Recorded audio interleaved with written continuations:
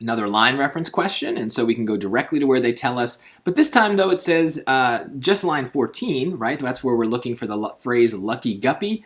But remember, we should read plus one sentence on either side of that line reference. So we're going to read the sentence that includes the phrase lucky guppy, but we're also going to read a sentence before that and a sentence after that to make sure we understand the context.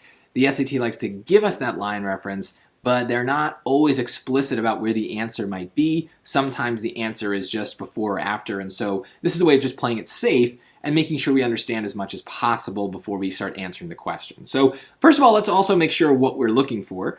In describing the living conditions of guppies, the author indicates that a lucky guppy is one that. Okay, so I want to know about the living conditions and then the lucky guppy's living conditions more specifically. People usually think of guppies as colorful aquarium fish, but they also have a life in the real world, inhabiting streams and rivers in tropical places like Trinidad, where Resnick has done his field work. Guppies can experience different kinds of conditions depending on the luck of the draw, so they have varied living conditions. A lucky guppy is born above a waterfall or a set of rapids, which keep out the predatory fish called pike cichlids found in calmer downstream waters. As you might expect, the guppy mortality rate, that is the proportion of individuals that die, is much higher in the sites with the rapacious cichlids than in those without them. So lucky guppies have fewer predators. Right? Notice I don't care about the name of the fish that's eating them. I don't care about the science. I care about the general idea. So don't let the weird science distract you. So is there something here that talks about fewer predators? Let's see.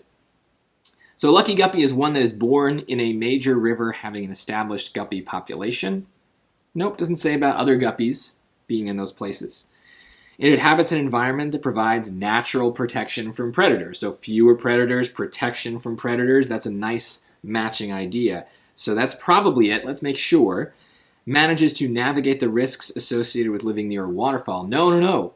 They say the waterfalls are good. Right? The waterfalls are helping them and protecting the guppies, making them lucky.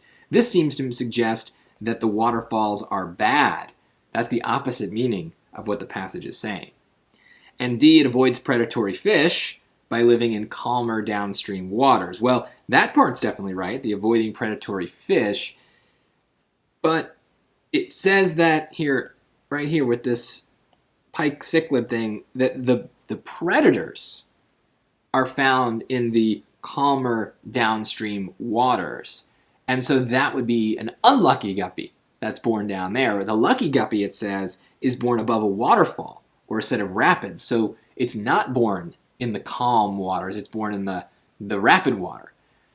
So this is something the SAT likes to do a lot.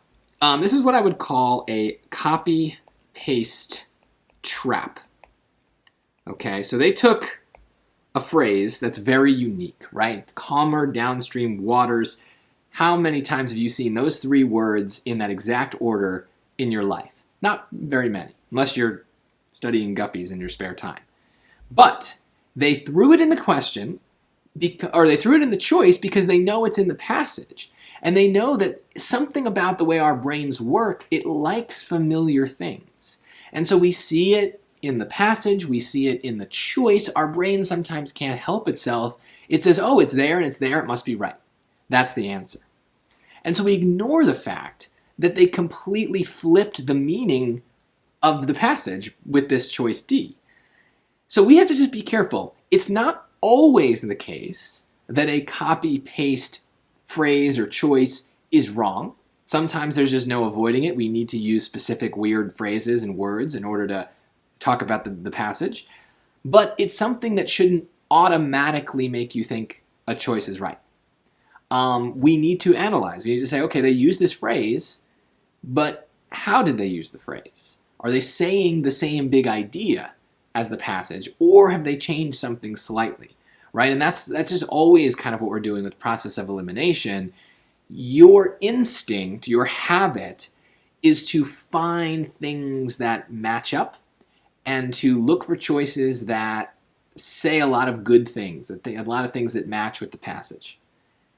But process of elimination is really about finding things that don't match and looking for the small piece that might be wrong, even if most of the choice is right. That can take some getting used to, but that's kind of what's going on here. So just remember that process of elimination, it's great when you find things that match. Sometimes that's actually our strategy.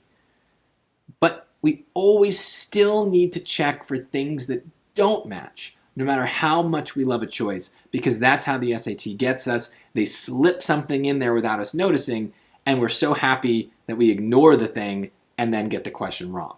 That's why we need a process. That's why we look for narrow, small ideas.